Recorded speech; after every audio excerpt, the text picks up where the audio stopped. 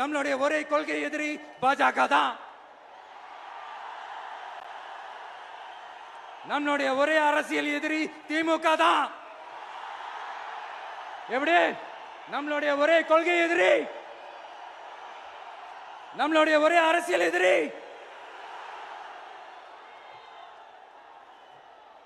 ஏதோ under ground ஆதாயத்துக்காக deal போட்டுக்கிட்டு deal பேசிக்கிட்டு இந்த அலையன்ஸ் வச்சுக்கிட்டு இந்த ஊரை ஏமாத்துற கட்சி எல்லாம் நம்ம டிவிக்கே கிடையாதுங்க.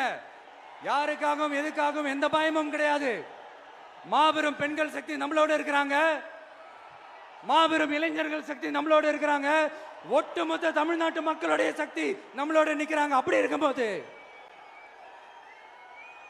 இந்தியாவில் இருக்கிற எல்லா ஸ்டேட்லயும் வாழ்ற நம்ம தமிழ் நெஞ்சங்கள் மட்டும் இல்ல, உலகம் பூரா 100க்கும் மேலான நாடுகள்ல வாழ்ற நம்ம தாய் தமிழ் உறவுகள் எல்லாருமே என்ன விஜய் தளபதி விஜய் இல்லனா விஜய் தளபதி இப்படி சொந்தம் கொண்டாடுற கோடிக்கணக்கானவங்களோட அன்பு மாசியும் நம்மளோட இருக்கும்போது, இவங்க எல்லாருமே நம்மளோட நிற்கும் போது எதுக்குங்க இந்த பாசிச பாஜகவோட நேரடி கூட்டணியோ இல்ல மறைமுக கூட்டணியோ உறவு வச்சுக்க? நாம என்ன உலகமாக ஊழல் கட்சி? என்ன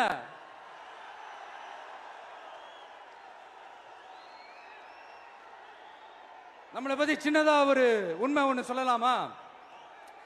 என்னடா இவர் வாயால இப்படி சொல்றாருன்ட்டு யாரும் தவறா நினைச்சுக்க வேணாம். ஏன்னா இது ஒரு விதத்துல ஒரு ஃபேக்டும் கூட. அதனாலதான் நான் சொல்லணும்னு ஆசைப்படுறேன். நம்ம யார் தெரியும்ல? நாம எல்லாருமே சொல்றேன், நாம யார் தெரியும்ல? இந்தியாவின் மாபெரும் மக்கள் சக்தி கொண்ட ஒரு மகத்தான வெகுஜன மக்கள் படை.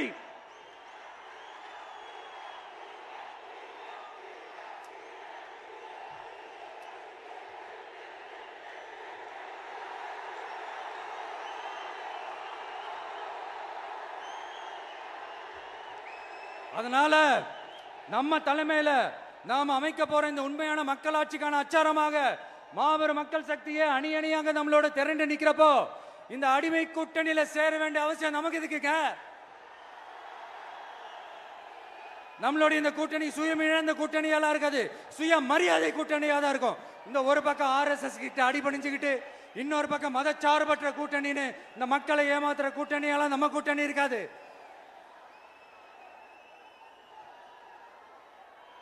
நான் இப்பவும் சொல்றேன், நம்மளை நம்பி வர்றவங்களுக்கு ஆட்சியிலும் அதிகாரத்திலும் உறுதியாக பங்களிப்பு செய்யப்படும். உடனே இந்த கேள்விகள்லாம் வரும். அப்ப யாரு கூட்டணி, யாரு வரா, யாரு போறா, இந்த கேள்விகள்லாம் வரும். இந்த கேள்விகளுக்கெல்லாம் ஒரே ஒரு பதில் தான், சஸ்பென்ஸ்ல சஞ்சாரம் செய்யுங்க.